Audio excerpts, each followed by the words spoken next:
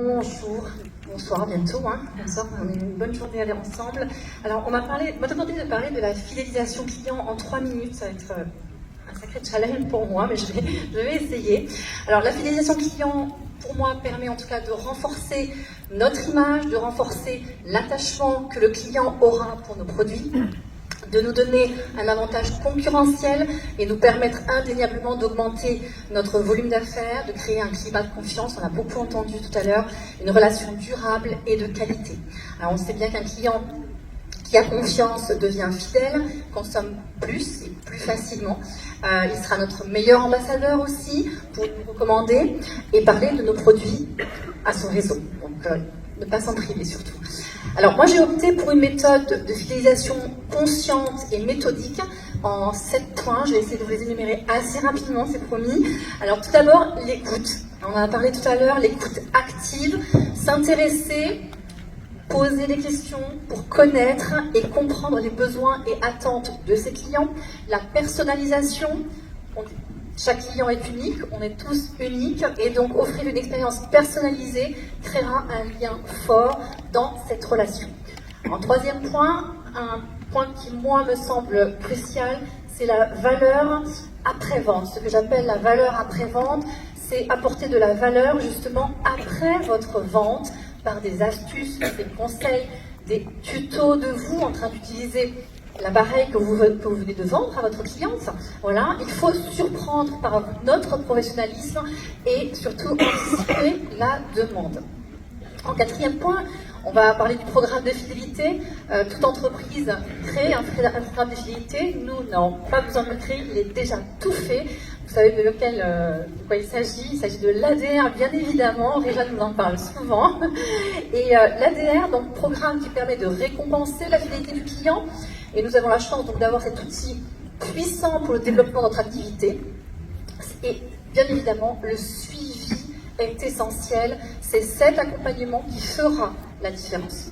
Alors, par expérience, l'ADR m'a permis de créer une relation de proximité et un climat de confiance avec mes clientes, ainsi qu'un volume moyen que vous allez pouvoir assurer, un volume récurrent par mois.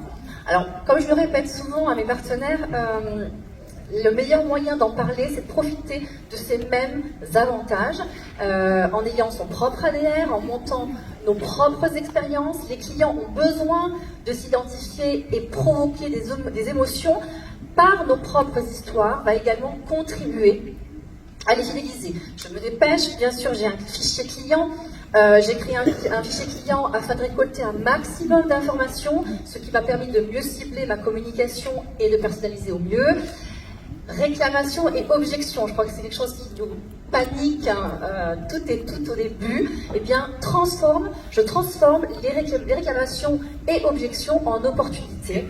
Un client de toute façon qui vous pose des questions, même si cela nous paraît être des critiques, c'est un client qui est soucieux d'avoir le meilleur et besoin d'être rassuré tout simplement. Donc ne le prenez jamais contre nous, ne le prenons pas contre nous. Et enfin, être créatif. Donc personnellement, je mets en place des actions de fidélisation assez régulièrement. Donc s'il y a une chose à retenir, le meilleur moyen de fidéliser son client est de le connaître, de le comprendre et augmenter la qualité du service. Alors j'aime beaucoup comparer la fidélisation d'un client à la fidélité en amitié. Pour qu'une amitié soit durable et de qualité, ça demande de l'écoute active, ça demande aussi de s'investir dans la relation en s'intéressant à l'autre, et on s'investit dans la relation, et pourtant on ne gagne pas d'argent avec un ami, et pourtant on le fait parce que c'est une personne qui est chère à notre cœur. Eh bien, notre client, c'est l'ami qui nous permet de gagner notre vie et nous recommandera auprès de ses amis, tout simplement. Et la beauté de ce métier, c'est que, eh bien, parfois, nos meilleurs clients deviennent aussi des amis et des partenaires. Alors pour terminer, je vais vous partager ma petite règle d'or.